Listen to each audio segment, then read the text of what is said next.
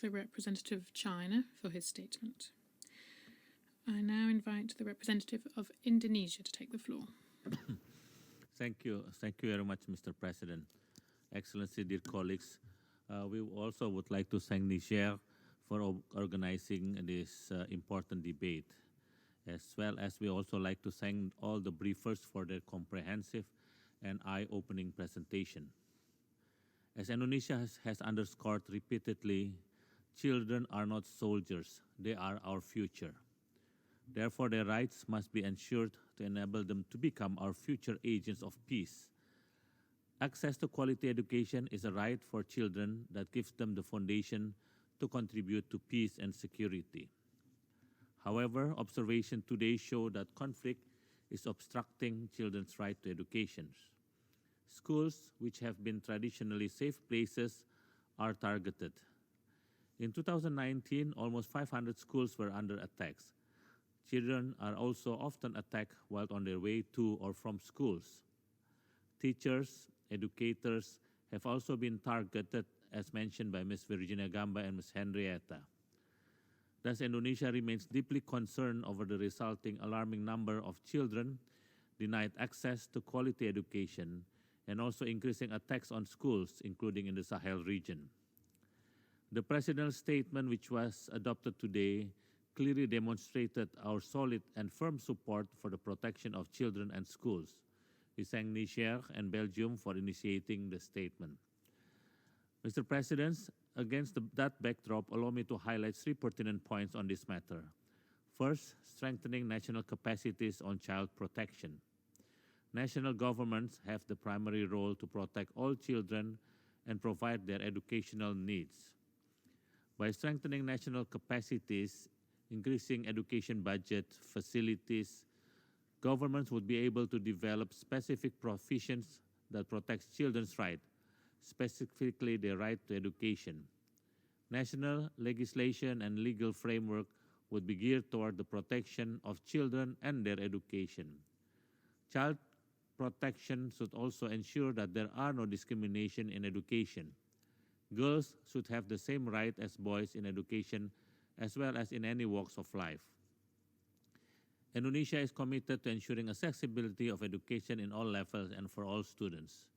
Today, we are the 4th largest education system in the world, covering approximately 646,000 schools, 3 million teachers, and 60 million students. Over the decade, there has also been a significant improvement in school enrollment. Our current priority is to improve the quality and learning outcomes of education. And we do not stop there. We are sharing our experience with many countries and assisting in rebuilding schools in our neighboring countries. The second point is the importance of promoting multi-stakeholder approach. National efforts of government and continued support of UN agencies, regional organizations, and civil society organizations are equally important in restoring safe access to school. We commend the work of UNICEF.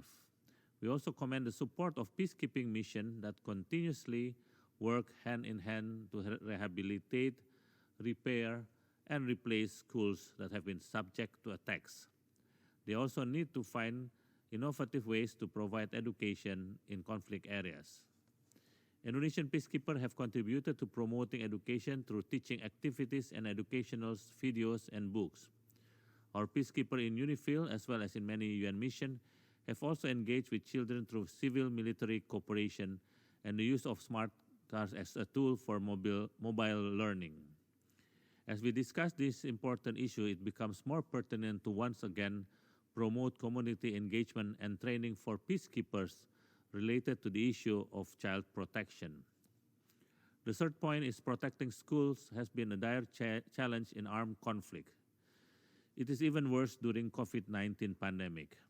While many schools are opening in many countries, including here, after months of pandemic, schools in conflict areas are closed indefinitely.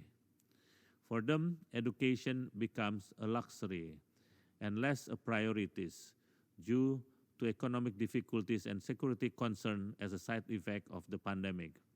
They do not have the luxury of having a virtual or digital education as in many developed countries. And thus, our job to have concrete action in support of those children in armed conflict. Children affected by conflict are now face heightened vulnerability because of the pandemic. Restriction to mitigate its spread become a challenge for educational activities and response to violation against children. And as mentioned in the concept note of today's debate, we strongly support the preservation and respect for the civilian character of schools, including during the pandemic. Any attack should be condemned. Indonesia also reaffirmed the call for a global ceasefire that may become a critical moment to rebuild schools in conflict situation. Peace is needed for development to proceed and prosper. We also appeal to all stakeholders and donors to enhance the contribution and assistance to countries in need to ensure children can have their education. Mr. President, this year also marks 20 years since the adoption of the optional protocol to the UN Convention on the Rights of the Child on the Involvement of Children in Armed Conflict, or OPAC. The protocol strongly condemns the dire attack on objects that have a significant presence of children, particularly school. The issue at hand is not merely the issue of access to education, but the safety and security to be educated. Children are not soldiers, they are our future. Their places are in school to study and reach their full potential. I thank you, Mr. President. I thank the representative of Indonesia for his